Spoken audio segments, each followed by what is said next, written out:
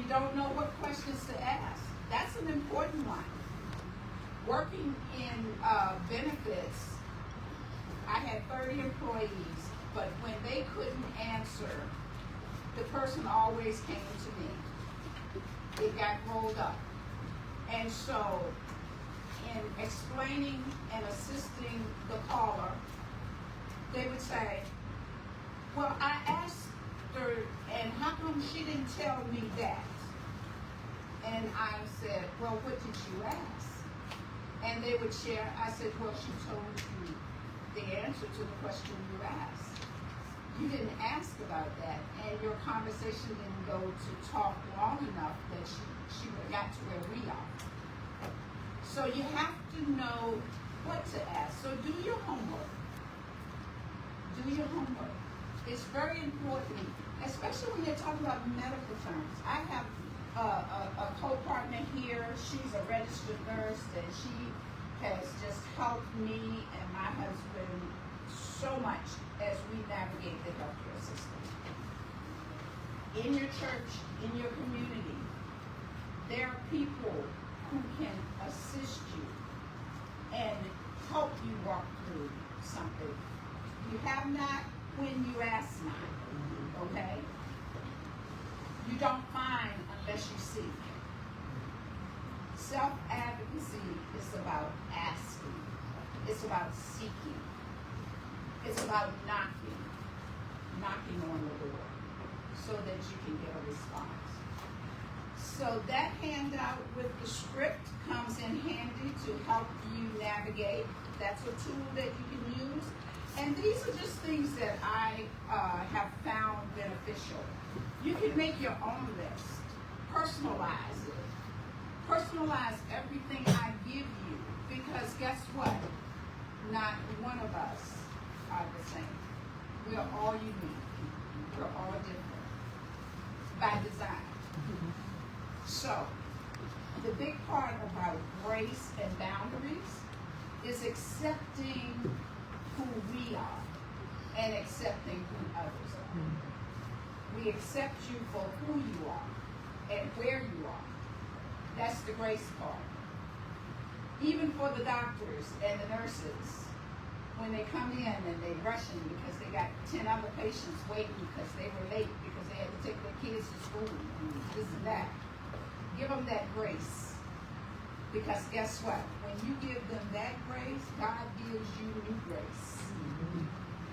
And sometimes surgery don't happen. I have that testimony a couple of times where my husband was concerned.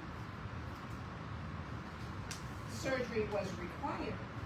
All of the pictures showed it. But when the MRI came back and it was time to do the surgery, the condition was gone. Okay? So God's grace is sufficient. It's sufficient to whatever cause. Now, preparation brings us peace. You prepare for your appointments. And I have a preparation. But before I get there, I'm going to talk a little bit about the role of a caregiver. Okay? That's an important role. And even if you don't think you need a caregiver, trust me, when it's happening to you, you need somebody in the room with you. That's why I said come up with your 2 people that you feel safe with. Because when the information is coming to you and they're talking about you, many times we miss key points. A diagnosis, imagine this. You go in and you get the diagnosis that they found a mass. Okay? And it may be cancerous. Because that's how they come to tell you in ER when you go in with abdominal pains, okay? And they do the CT scan and there's a mass. And it may be cancerous. Okay, you're the patient, you're hooked up to the IV and you've done this and you've done that.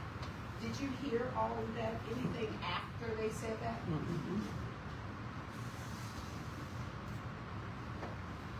if someone is there with you, they can take the notes. True story with my son, when he went in for surgery with a bilateral pulmonary embolism. And the doctors called us in at the end of the day after the surgery with a little dim lights and quietness, preparing us for the worst. When we left out and went to the car, my husband and his wife said, "What did he say?" And I said, he said, "He'll see us tomorrow because we're going home to pray." Okay?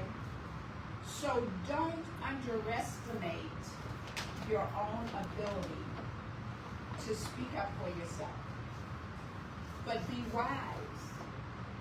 Bring someone along with you who are not so tied to it that they cannot hear what's being said. It will be very helpful for you in the end. Caregivers are essential advocates, and self-care is necessary for the caregiver.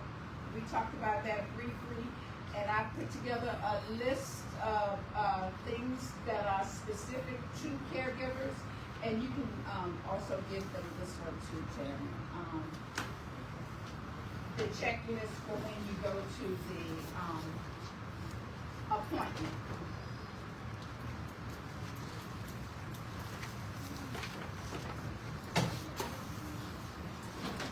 As those are going out, I'm just going to share this, and this comes to the caregivers in the room. Because if you aren't a caregiver, it's somewhere in your future if you're sitting here today. Okay? And there's a scripture that I think about when I think about caregivers. And it comes from Matthew 11, verse 28, where God is telling us to come to me when you're heavy laden. Okay? To every caregiver in the room, you are allowed to rest too. Okay? You must take care of yourself. You must. It's very important. There was a gentleman who, after several confusing appointments, he finally said, "Can you explain this in a way that I can understand?" That moment seemed kind of small, but really it was very powerful because this person was navigating care and he really needed to know and understand what was going on, but he had never said he didn't understand. And if you don't tell him that you don't understand, and you could be nodding as they're telling you, that could be your body telling you, I have already shut down 10 minutes ago, so you just get through this meeting and so that you can go home and sit back and relax for a minute because this is too much. So he did that, okay? It was very powerful when he asked that because faith doesn't mean silence. Faith and action work and walk together. You have to take action if you have faith. You can pray for guidance and still ask questions. Because guess what? If you're praying, that means you're communing with God.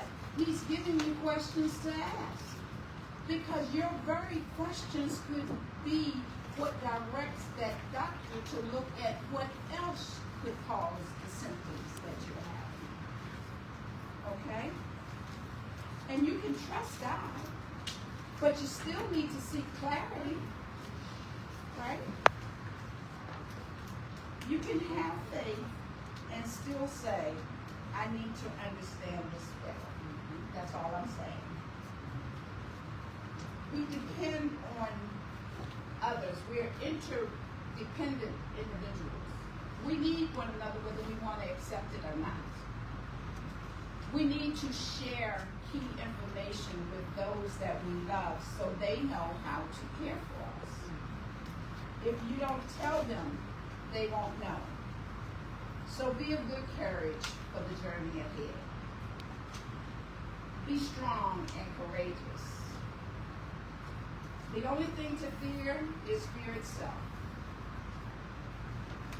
And as I said earlier, I may not have said anything that you haven't heard before.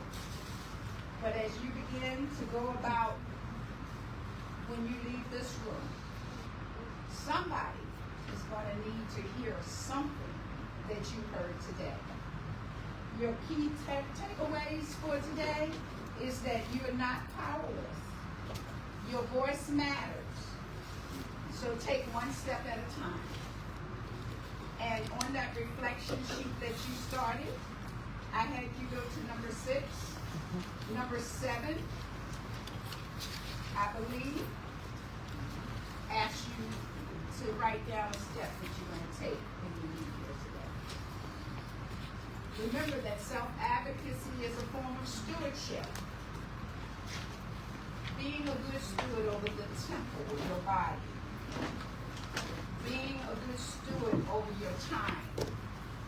Being a good steward over your treasure.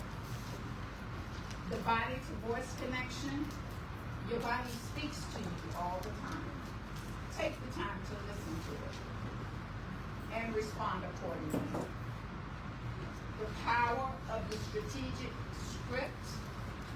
Think about what you would say or do in certain circumstances. Don't overthink it. Just be true and honest to yourself. And be truthful and honest to your providers. They need to know what is concerning to you. That builds trust between you. You are a part, a vital part of that partnership. So you need to speak up for yourselves. And lead from places of peace, grace and boundaries. Lead from a place of peace. And that is the end of this part of the presentation.